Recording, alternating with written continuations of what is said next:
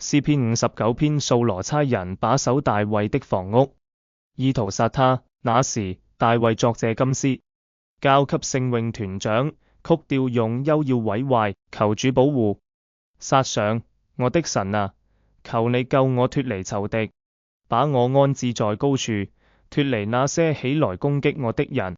求你救我脫離作惡的人，救我脫離好流人血的人，因為他們埋伏要害我命，強悍的人聚集攻擊我。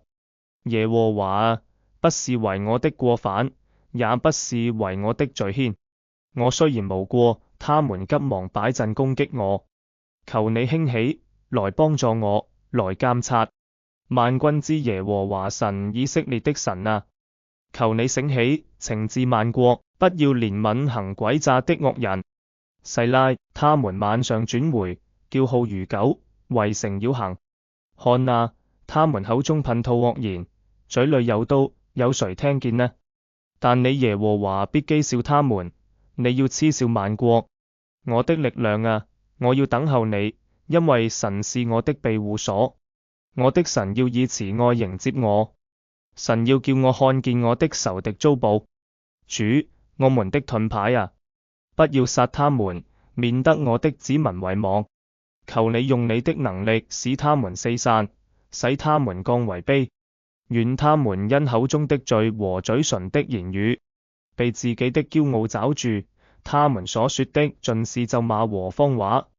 求你發怒，使他們消滅，求你使他們消滅，歸於無有，使他們知道神在雅各中間掌權，直到地極。細拉，他們晚上轉回，叫號如狗，圍城繞行。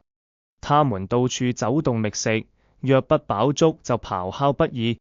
但我要歌頌你的能力，早晨要高唱你的慈愛，因為你是我的庇護所，在急難的日子作過我的避難所。我的力量啊，我要歌頌你，因為神是我的庇護所，是賜恩給我的神。詩篇第59篇靈修指南，主題：在危險中尋求神的拯救與保護。經文重點：一、向神的呼求。大衛面對敵人的威脅時，向神呼求，懇求的保護與拯救。他的求告顯示了他對神的依賴，這提醒我們在生命的挑戰中，應該勇敢地向神請求幫助，承認我們的無能與的能力。二、敵人的陰謀。大衛描述了敵人對他的迫害和陰謀，這使他感到壓力和恐懼。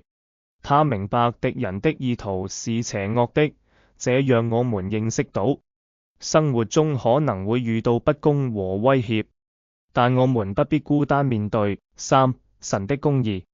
大衛提到敵人發出咆哮的聲音，表現出他們的狂妄與惡行，但是他堅信神會來到，對這些不義施行公義。這讓我們明白，無論敵人多麼強大，神的公義最終會勝過一切。四、讚美神的信實。大衛對神的信實充滿信心，期盼神的拯救。他宣告神會成為他的庇護所，並相信神會在敵人面前顯明自己的力量。這提醒我們，在困難的時期，我們應該將目光放在神的信實上，並相信的拯救。五、感恩與讚美。最後，大衛表達了對神的感謝和讚美，並承諾要在眾人面前讚美神的名。這教導我們，在神施行拯救之後，我們應該以感恩的心來回應，並在生活中宣揚的作為。默想：當你面對困難和威脅時，你是否會像大衛一樣向神求助？你在這些時刻的反應是什麼？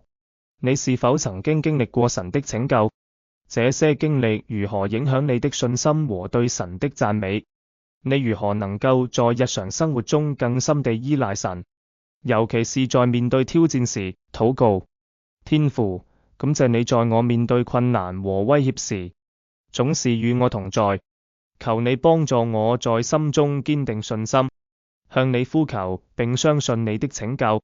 願我在每一次的挑戰中都能讚美你的名，並將榮耀歸給你。奉耶穌的名禱告，阿門。行動：一、每日禱告，每天花時間向神傾訴你的心聲，無論是恐懼還是擔憂，並尋求的安慰與指引。二、讚美詩歌，選擇一首讚美神的詩歌，在心中歌頌，增強你的信心與勇氣。三、分享見證，與他人分享你在困難中經歷神的保護與拯救的故事，鼓勵他們也信靠神的信實。願這靈修幫助你更深入理解詩篇第59篇的教訓。願神的恩典與你同在。